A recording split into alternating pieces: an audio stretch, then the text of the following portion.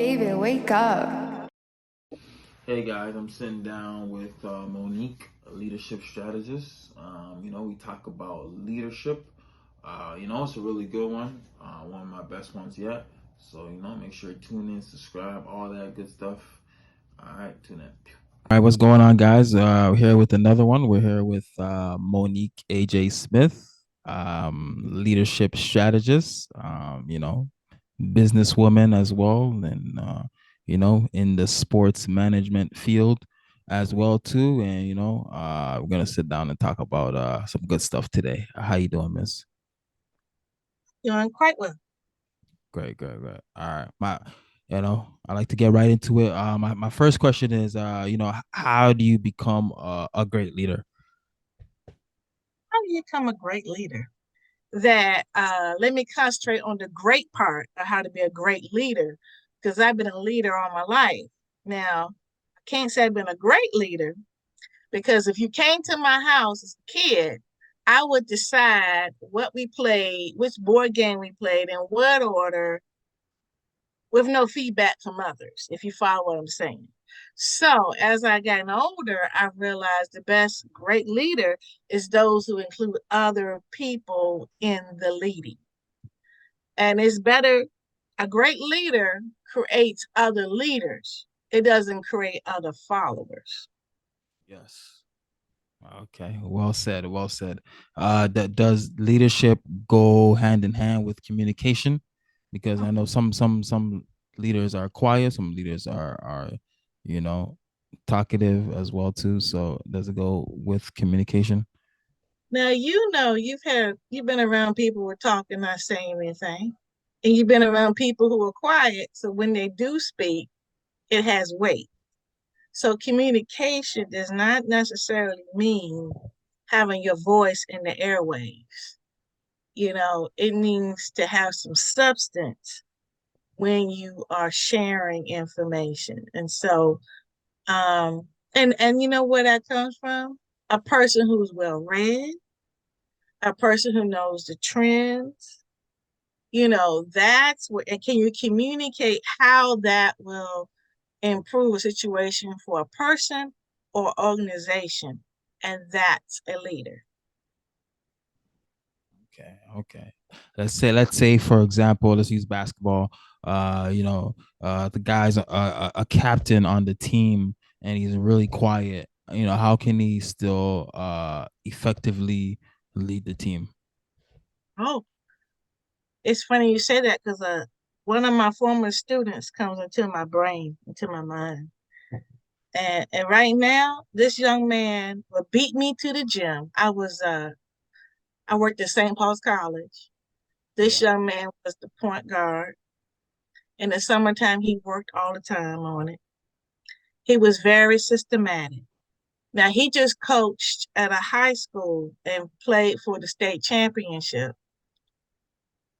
And his team plays just like him, systematically. He's a true student of the game. Now he's come to me, he's ready to go into athletic administration. But yeah, it's a person. Again, a leader is not defined on the loudest person. It's the person who's most effective. And it's really about being an introvert and an extrovert. It's not necessarily being quiet, because here's the thing, and I teach DISC. So DISC is dominant, influential, um, sensible, and cautious. Okay. So a D is one who processes with bullet points, like boom, boom, boom, boom, and not even asking and waiting for feedback. Let me be clear. A D, I, S, and C are all leaders. It's just leading differently. Okay. I is influencer. Think of your politicians. They know everybody. They can, hey, I can hook you up with so and so. They're like a connector. Okay. But the D and the I necessarily get along, because it feels like he doesn't have the substance. He's trying to get everybody to get along. And how you can get things done if you're trying to get everybody to agree? You Right. know, pick a place and go. Mind you, a D and an I are all leaders. They just lead differently. A S is one sensible. wants to go along to get along. Is not one to go rock the boat. It's a person, everybody that comes and bring all their problems to. To a D, that's a very irritating person because you think they have no thoughts because Right. they process differently, okay? Process slower. And then the C, conscientious, I call that the owl, okay? The owl is not going to really say anything until it has a purpose to say anything. But they're going to know all the rules. They're going to know all the bypasses. And they're going to say, is this part of the manual? Is this one of the policies? So for instance, I would say a D is an eagle, a parrot is an I, a dove is a C, and S, and a C is an owl. So the parent is saying we need to bond better. We need to have after hours, go to happy hour. The owl is going to be like, am I getting paid to go? If their salary is going to be like, is that part of the policy? The I is going like, come on now. The I and the S, the relationships are key. But for an owl, conscientious, dominance being an eagle, having relationships are not key. So you take all of that to make a good team. Depending upon if the person is quiet, they can quietly tell the person who's always talking how to relay the information. That's being strategic as a leader so that people who are always going to the person who's always talking, you feed them one-on-one, not into a crowd. Hey, this is the plan, I think. What do you think? And then, but the key is, where's your ego? If you have a high ego, which the ego and the D does, hey, you gave me my talking points. I'm going with it. And he doesn't have a problem with that person being the person who's writing information, because the sensible person just wants to get the end result, which is to win. Yes. Wow. Well said. Well said. And I want to say this. Or my next question is, can anybody be a leader? Because I don't think some people just don't have that in them. But can anybody be a leader, or is it meant for certain people? Well, I just mentioned the 4 different communication styles, and Mm, all 4 are leaders. mm. But it depends on what you mean. Do you mean be a leader in your household? Do you mean leader on the team? There's different types. Like if we talking about tennis, you might not. Tennis is a team sport and an individual because your points go toward the whole team. So Yeah. you don't necessarily need to be telling the other person how to serve. The person who is winning with the serve is showing by example of what has to be done.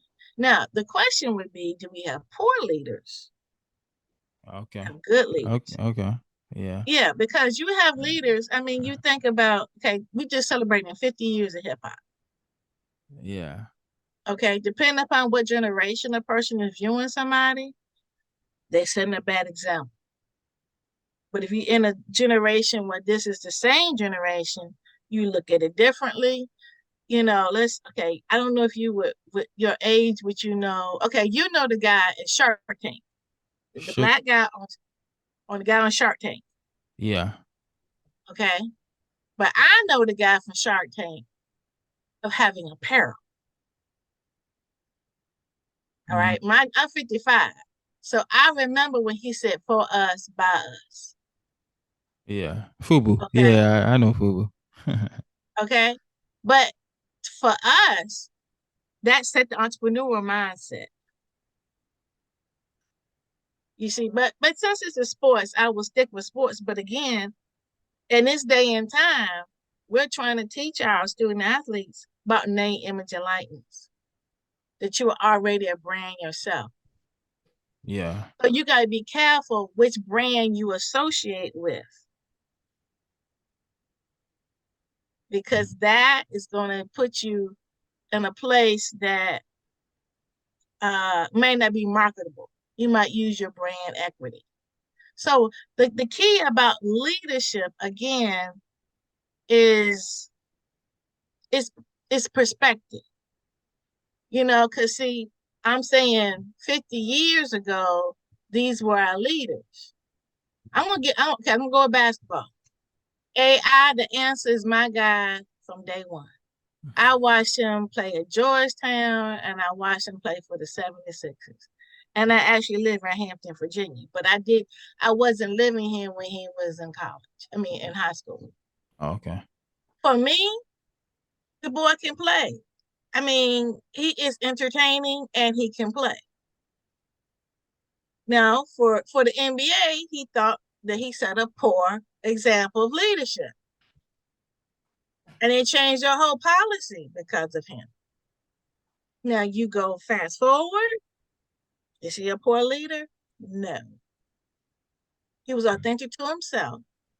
He wouldn't tell everybody to dress like him. He was saying, be your own self. Be what makes you comfortable to rock what you rock, to be able to do what you do. Okay? So that's what I mean about generational being a good leader or a bad leader. Mm-hmm. Okay? Yeah. And let's say you're in a leadership role and you mess up, you make a mistake. How do you gain your team's trust again after you broke it? Well, again, another 757 person comes to mind, Michael Vick. Now, I see you name your podcast is Faith and Basketball, right? Yes. So I'm gonna go there. Okay. All right. I All was right. gonna go there, but you can go there. Okay. So in the Bible, they have plenty of examples of how God uses people in their flaws. So that everybody can say they can come to the altar. So as you can give everybody grace. And so everything that they have done is not based on their ability, but they had to humble themselves and seek grace. Noah, Moses, David, the list go on and on and on. I can't give you the whole Bible study. Just take those names and Google and look it up. So my guy, Michael Vick, another guy I always watch. When he was no longer playing, I canceled my NFL network subscription because I'm from the country. And dogs are very honored, but dogs are used for hunting. And they're part of a game, if you will. So again, perspective is key. Perspective is key. Now, I live in the city now, and dogs are treated differently. Okay? So my perspective of that.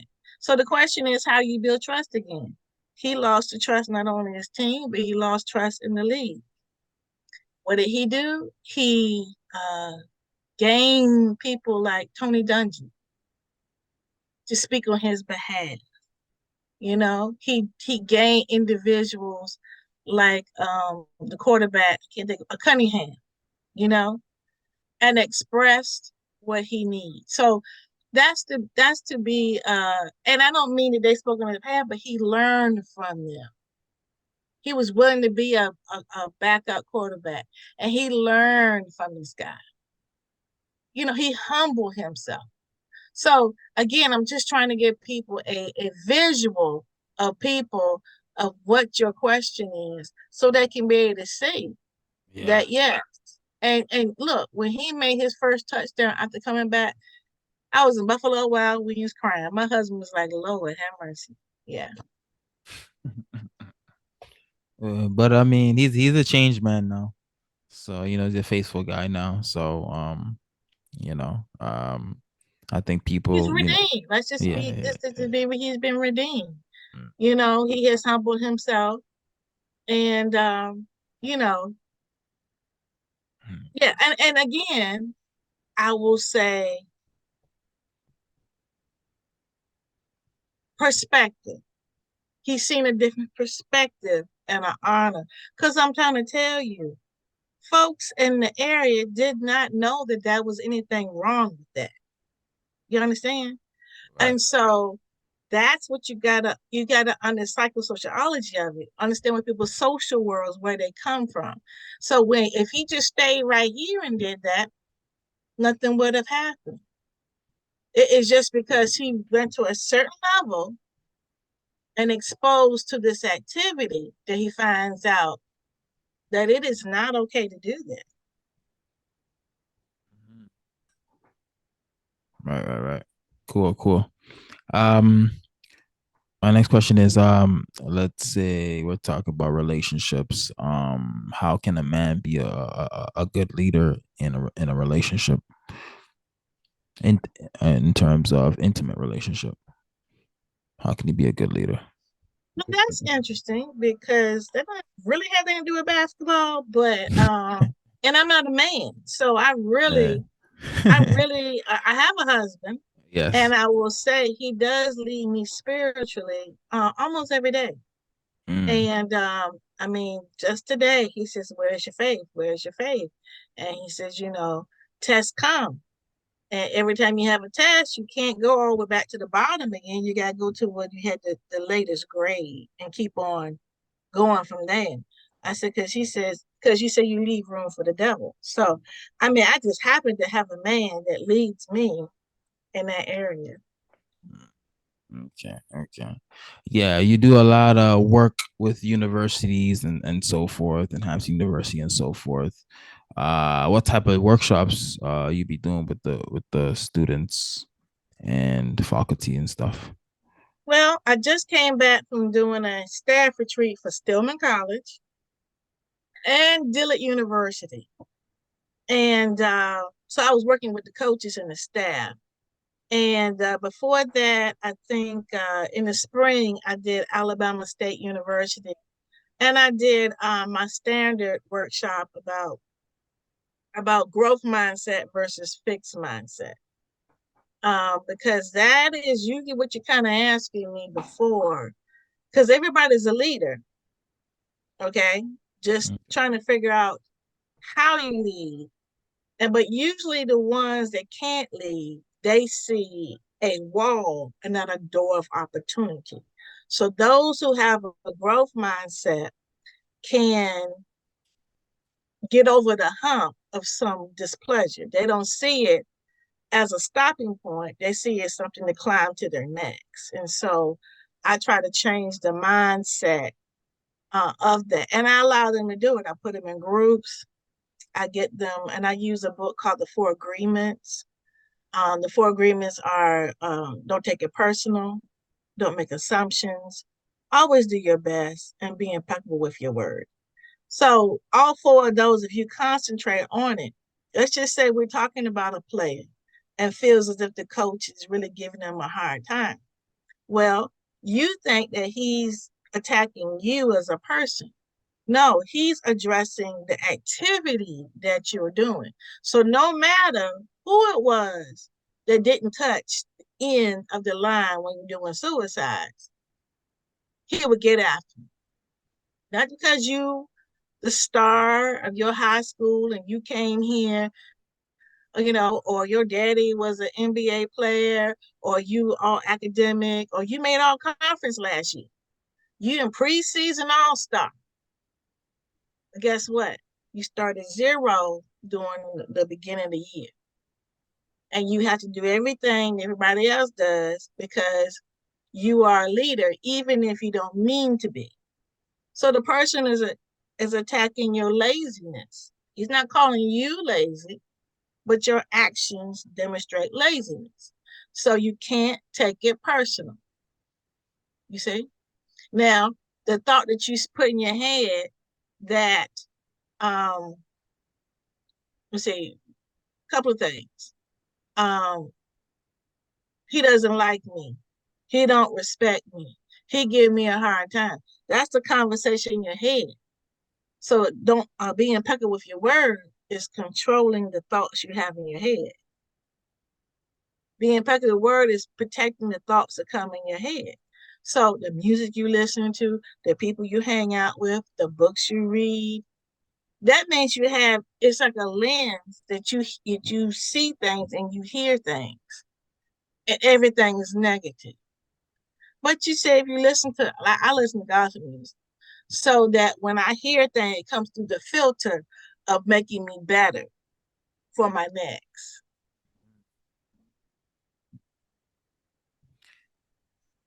Yeah, I know you're an adjunct at Hampton University. You're teaching sports management.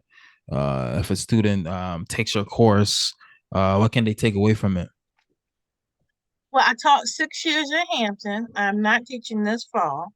Yeah. I taught sports management courses such as sports marketing, collegiate athletic administration, race and gender in sports, sports PR, and one more course. I can't remember what it is right this minute.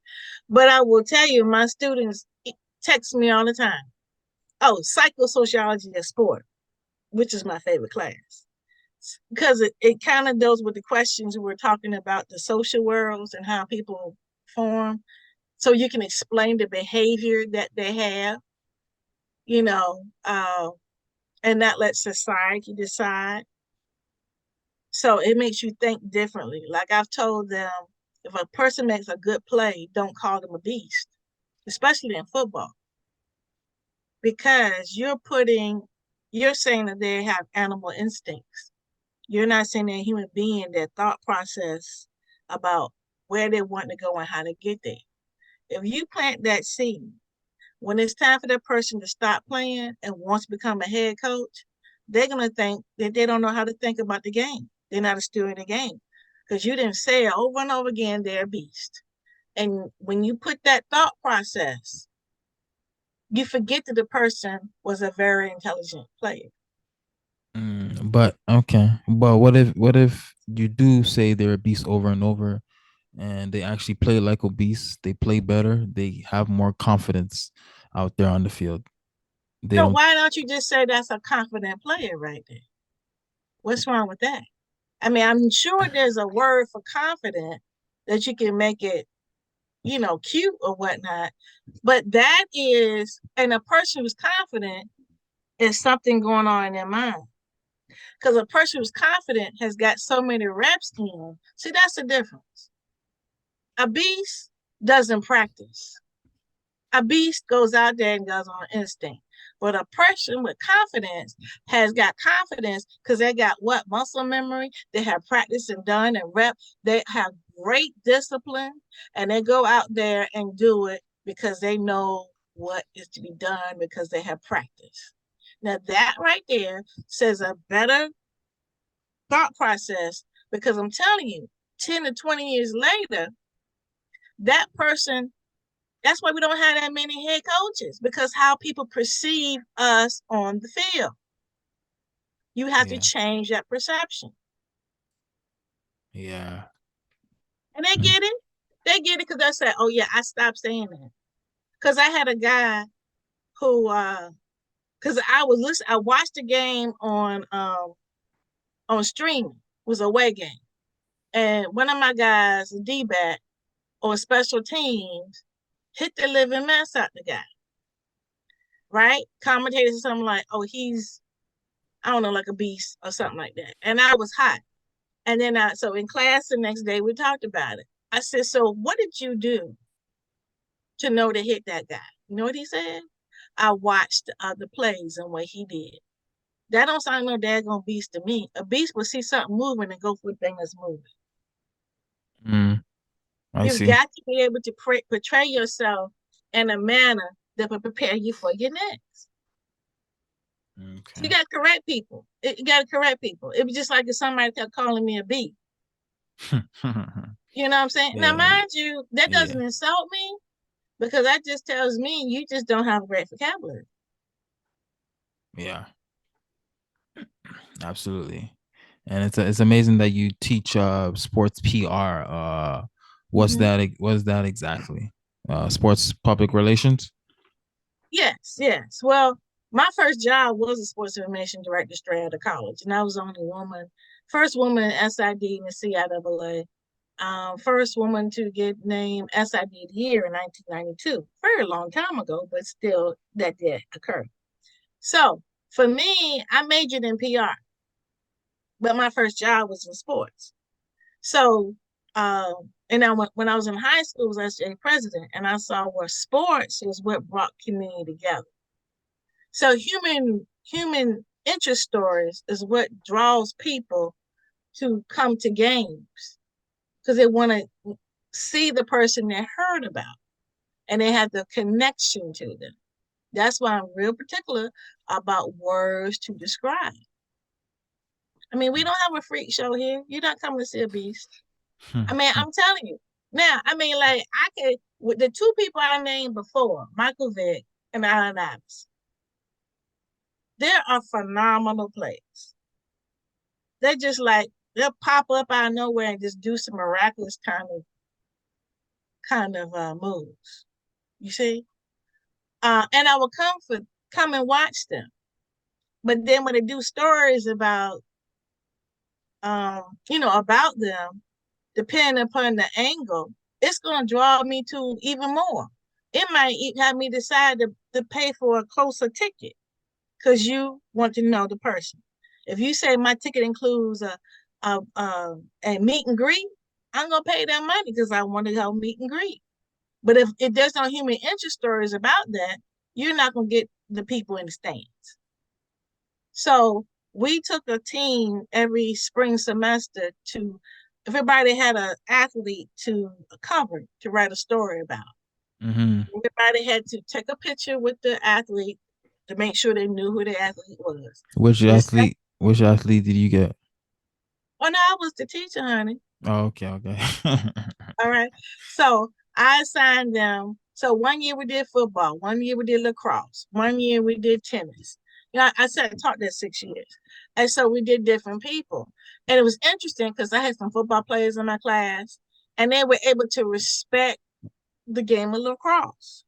You know, lacrosse players, all the players that were being the case study with, they were so appreciative because somebody was telling their story. So the stories appeared on Twitter. So each classmate had to retweet. So it was a picture and a link to the story. And so the goal was to increase the goal was to increase the confidence of the players because knowing somebody's watching, because the games were free, and like when we did tennis, we concentrated on the different countries that we had there. And so we actually went to the game. We had flags in different countries. We played their music. And they were so appreciative. Okay, cool. Um, I know you teach on EQ, emotional intelligence, which is very, very important. I really like this topic. It's important in leadership and in life, and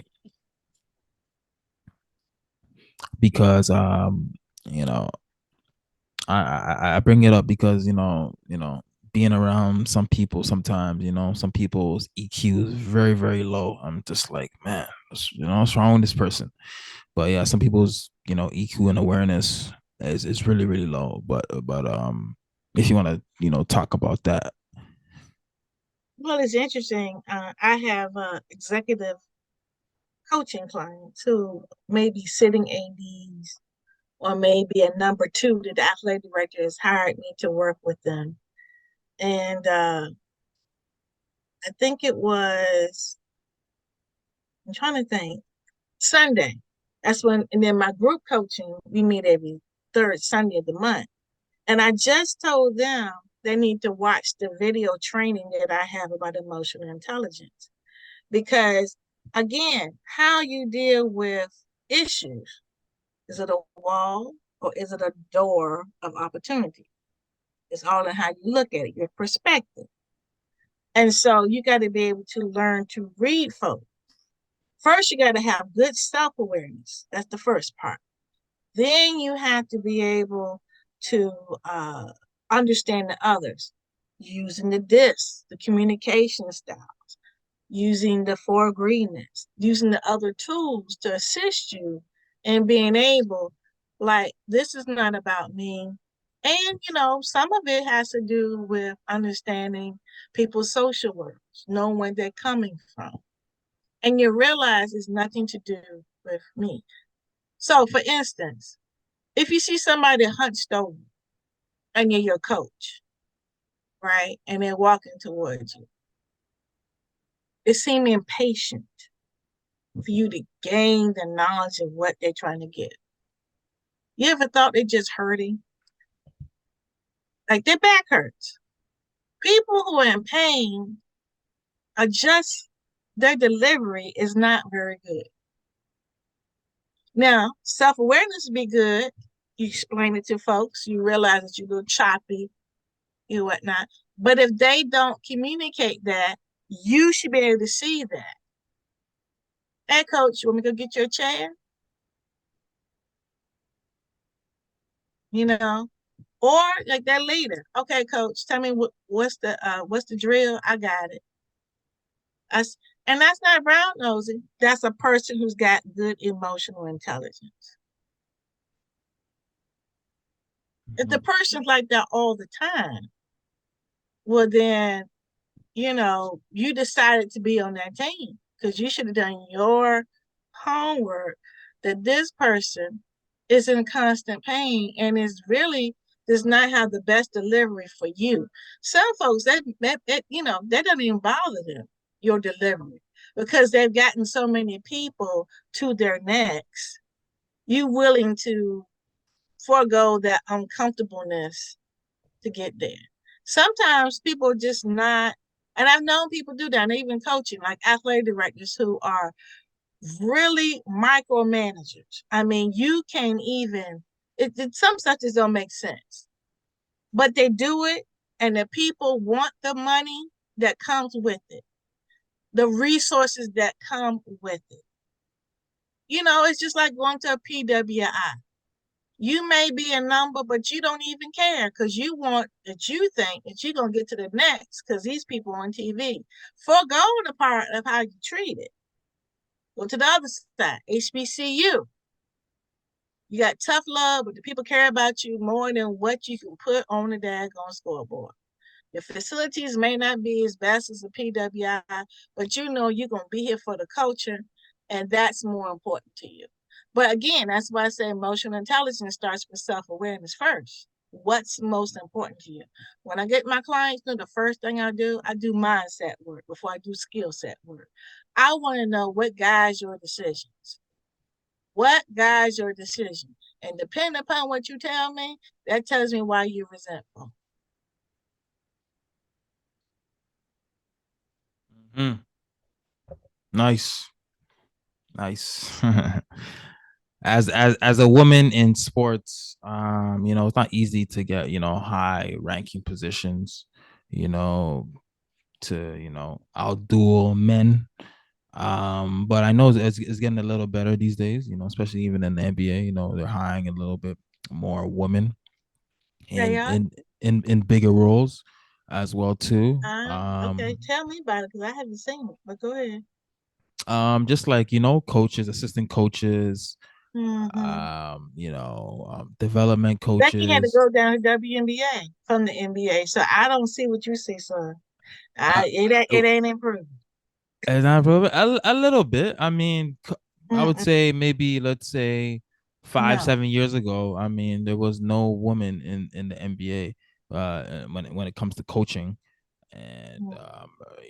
We have referees. plenty of women coach men basketball in college, middle school, high school. Yeah, It's not. Again, uh-huh. it's how you socialize. You think that's great, and it's not. The fact that the woman was coaching, assistant coach Yeah. for championship team, Yeah. and the only way she got ahead was to go to WN. But she was in the NBA. But she got to go down, not across, become ahead. That that's not an improvement, honey. That's not an improvement. No. She already proved herself. But she enjoys it. She's in the Hall of Fame.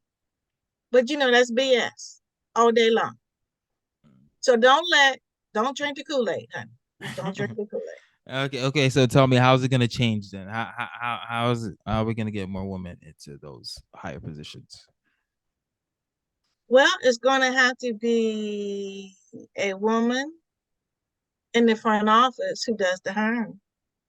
That's why I consult women to become athletic administrators, people who do the hiring. I don't help people get a coaching job. I help them get the administrative job.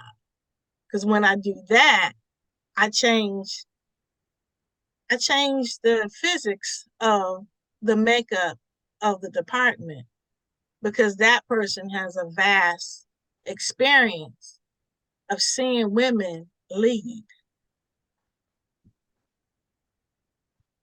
That's how you do that.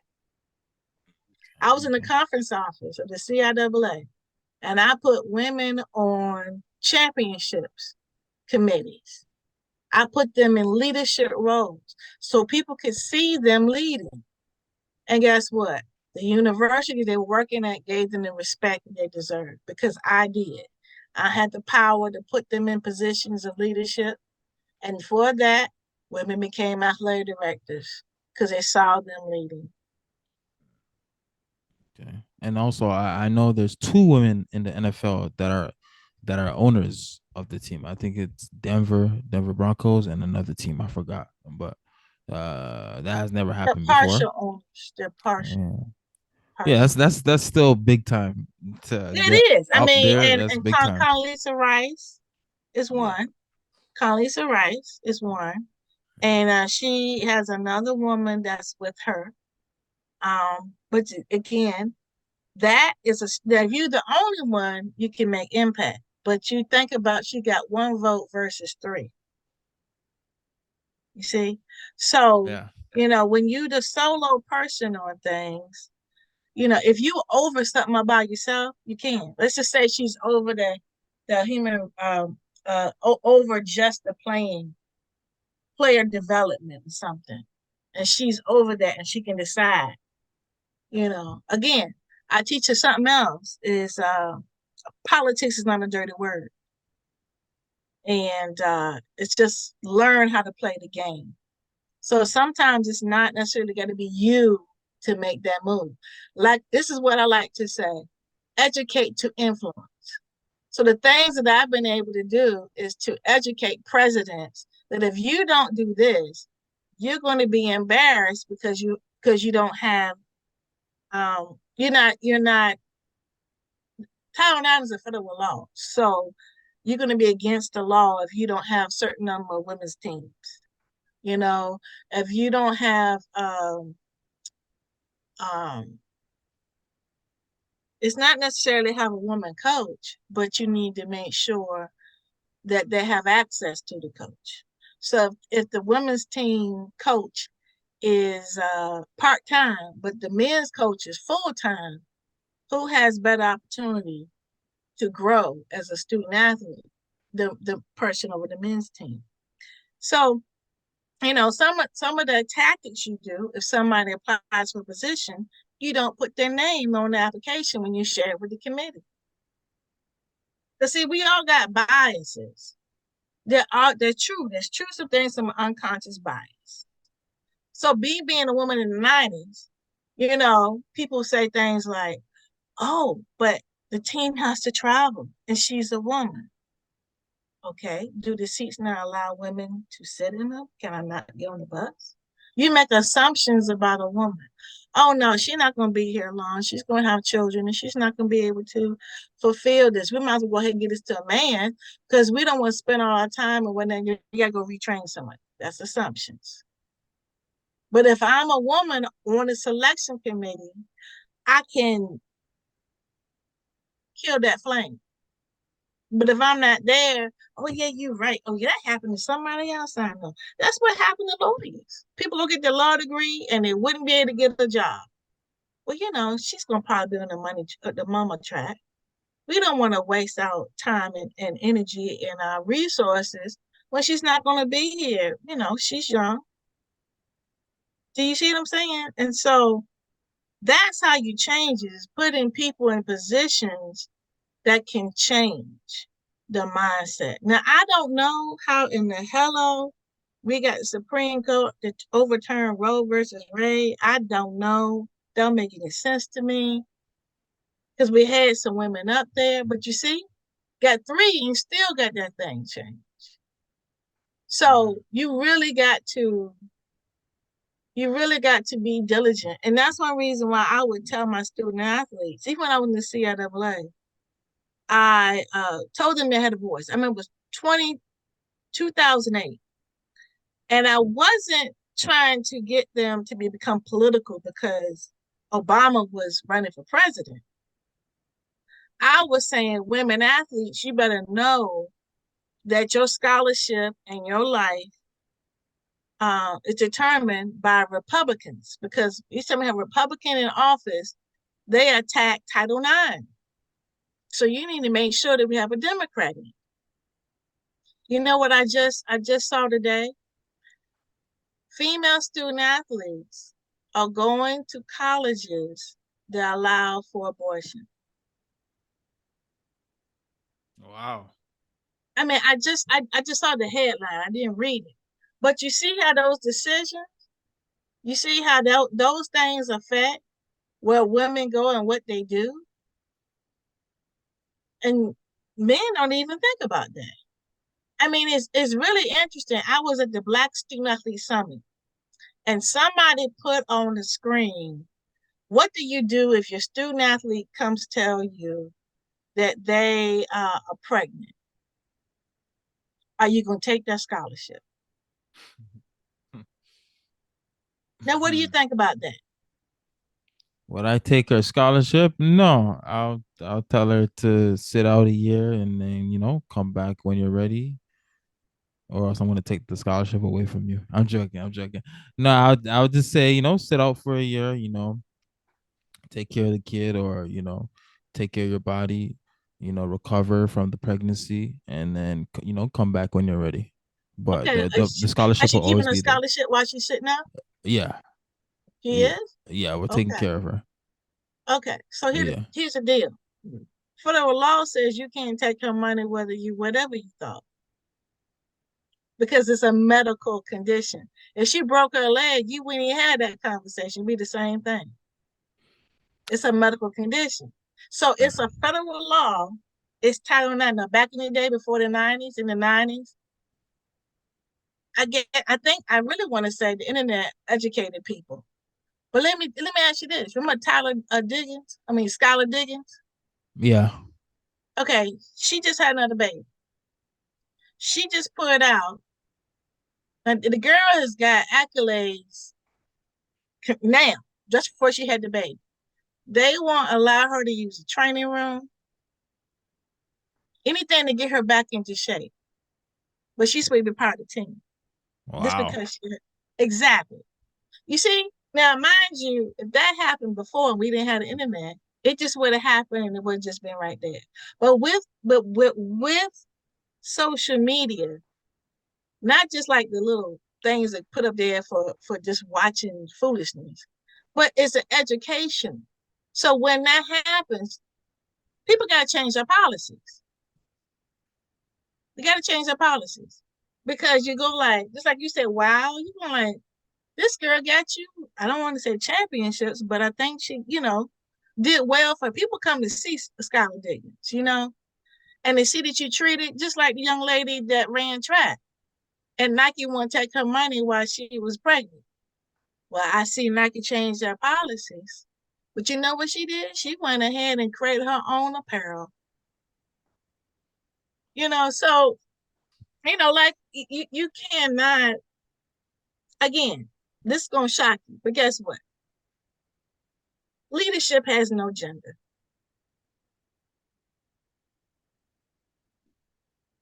Period. The end. Cool, cool. What made you go the entrepreneur route? Starting Seeds of Empowerment, your company. interesting. It started out because of Title IX. I was already in the conference office, and I needed to educate presidents and their boards about their status, each institution about Title IX. And so I began doing that even as an employee of the CIAA. I was a side thing. And I would do, I remember Southern University, they got a violation with the NCAA about how they were not meeting their Title IX obligation. And so I did an assessment, then I went down there and presented the assessment. So then later on in the conference office, the question would be, presidents would say, I'm looking for the next administrator in this, or the next sports information, or the next compliance person. So because I had been to CIAA for 13 years, there was a distance between myself and the people who were working at the universities. So I began to create workshops so I could be able to see who the next. And then I had a retreat for the number 2 women in athletics. And when I did that, I had a facilitator. So, and I would say to her, this is what we need to concentrate on. This is what we need to concentrate on. So many people hired me, like, how do you get so many women in these positions? I'm going to be honest with you. There are at least 40 women who have been athletic directors or assistant ADs that came through some type of training that I had association with. So one of the presidents of the CIAA said, college athletics is so volatile. You need to go ahead and just keep your shingle out. And since you can speak truth to power to presidents, you need to continue to be a consultant. And that's why. 10 years, full-time consultancy. Nice.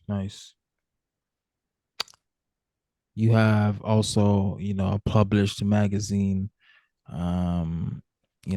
How did that come about? And that's funny you should say that, because I had. So here we go. So this was the first one,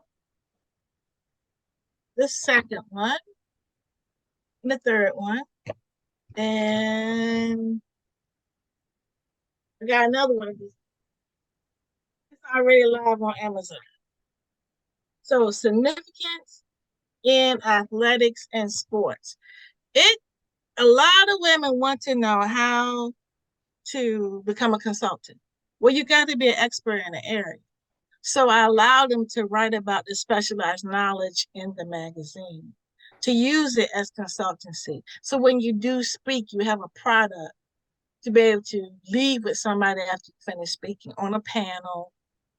Just like now, I'm going to say to your audience, if you want this magazine, you can go to my store, CaesarEmpowermentStore.com. Okay.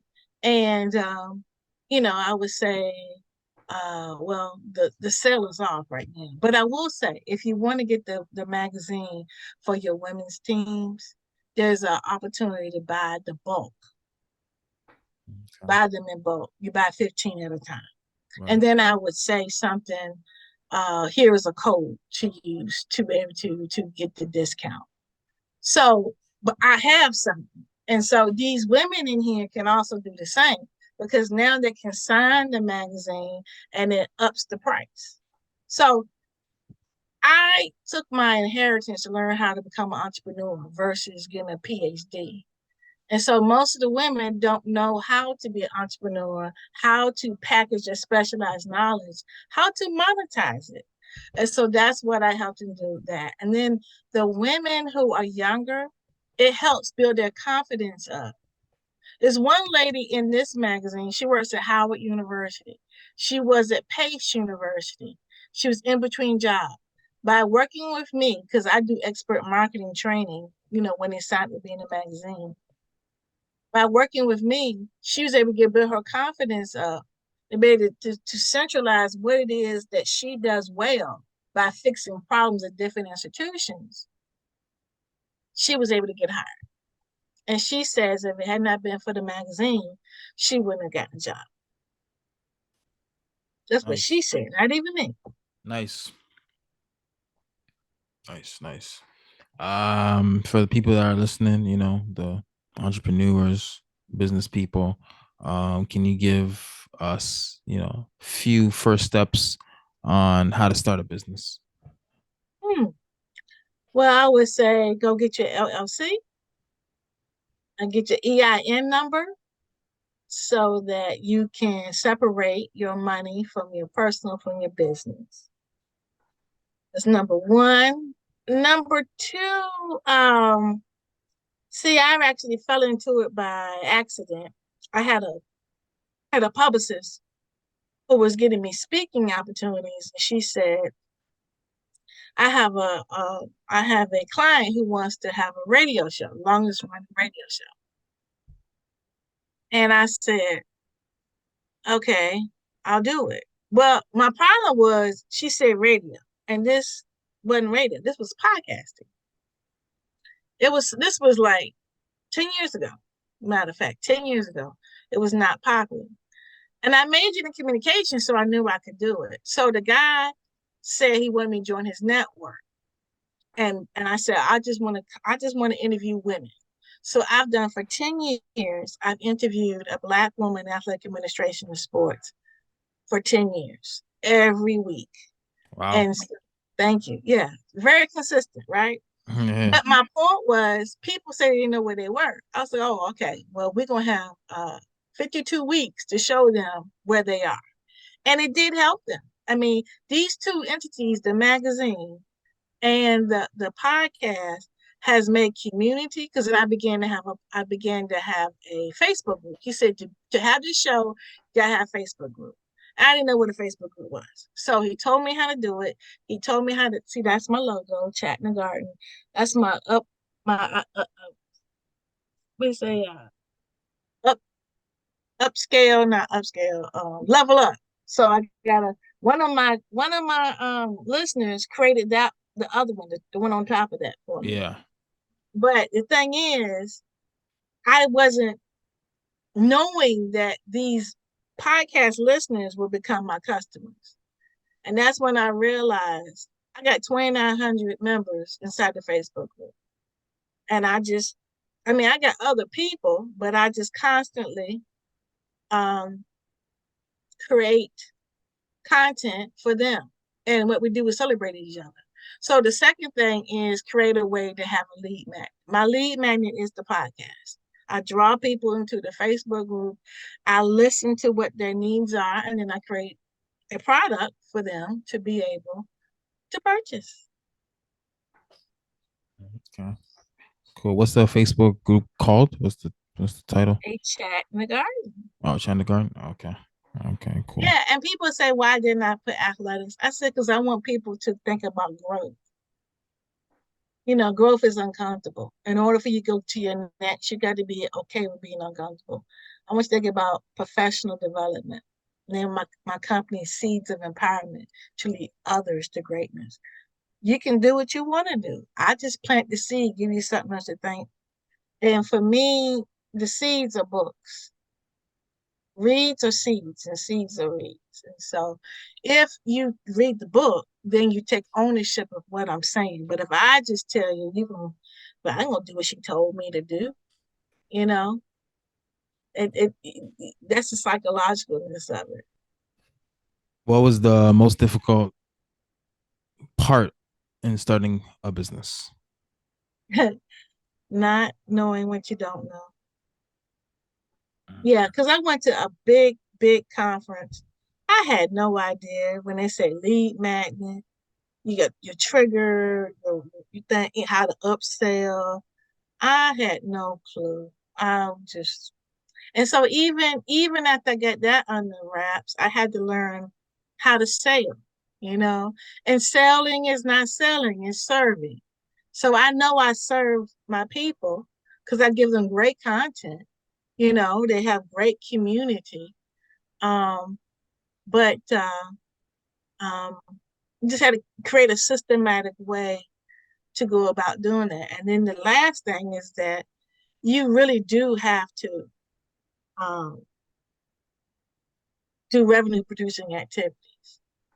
I don't care if you like making wonderful flyers and whatnot. That's not a revenue producing activity. Somebody else needs to be doing that. So you gotta make revenue. Say it again. Revenue producing activities. Okay. Because you want to have CPR. You know what CPR? No. What's CPR? It is consistent producing revenue. Revenue. Consistent. I mean, you having money come in every month. You know what? For me, it's every day. But yeah, Nice. you gotta have you can have a deadline for somebody to don't pay, but people really don't. You got to know my people get paid on the 15th and 30th. Some get paid every month. So some of them might pay on the 15th, the 16th, the 17th. Okay. So You got a whole team? How big is your team? I have an engineer for my podcast. All I do is just talk. I pick the people I'm going to talk with, and I just talk. I have a person that does all my social media for my podcast. And then I have a third person who is my concierge for the people in the magazine. I pick the people in the magazine, give them the link to pay. I give them the deadline and need to turn in their first draft. But then my concierge stays on them every week. Okay, you need to pay. You need your first draft. You need your picture. I need your other picture. I got time for all that. That would take me off my game. Wow. You're giving me ideas as well too. That's a pretty good idea. You basically started the platform at which is the magazine, and bring in the women in sports, and basically they're using your platform to you know showcase their talent basically. Yeah, they pay to be in the magazine. Yeah. Mm-hmm. Wow, you're a smart woman. Man. Okay. All right. All right. Go ahead. I won't say anything. Oh, okay. My last question is, and my most important question is, how has your faith given you success in life? Well, to be consistent for 10 years, I don't take credit for that. I have been literally just sticking my foot out. And when I put my foot down, there's a landing. And that tells me that I'm going in the right direction. I had to be reminded, thank God I have my husband to remind me. When things don't work out, I had to remind myself that's not necessarily something for me to beat my head up about. It's just not supposed to happen. It's just a guardrail to get me back on the path I'm supposed to be on. For instance, all weekend, since July 31st, I've been trying to publish my 6th magazine. Amazon has been giving me a headache because I had the person's name that paid for the cover on the cover, and said that the person's name on the cover had to equal the name on the spine. And I continue to say it was a magazine, not a book, and it didn't need to have. But in all of these, I never had anybody's name on it.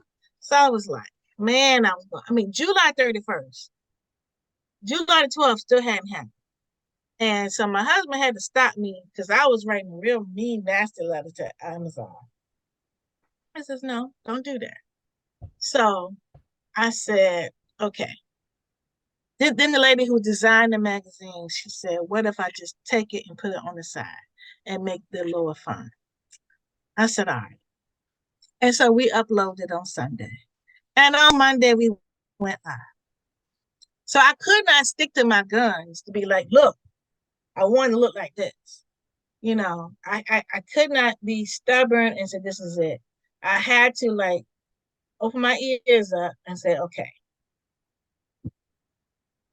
But I did, when I changed it, I did ask the person who did pay for the cover if it was okay. And when she said it was fine, I said, okay.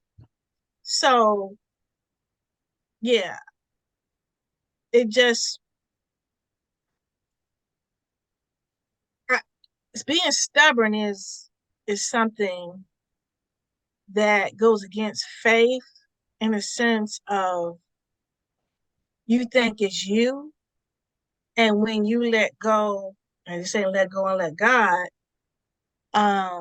he's trying to teach you something, number one, because you gotta have your ears open. And I was a little stubborn about it. Because I just thought it was unfair. I didn't think they were paying attention to what I was saying. Um, but yeah, a lot of that happens. And this is what my husband said. He said, each time you go through something, it's just like David. He went through the fight with the tiger and the bear before he met up with Goliath. You got to remember your triumphs and your trials each time a new trial comes up. Because you got to remind yourself, I've seen this before. I've seen this before. And that's how you succeed.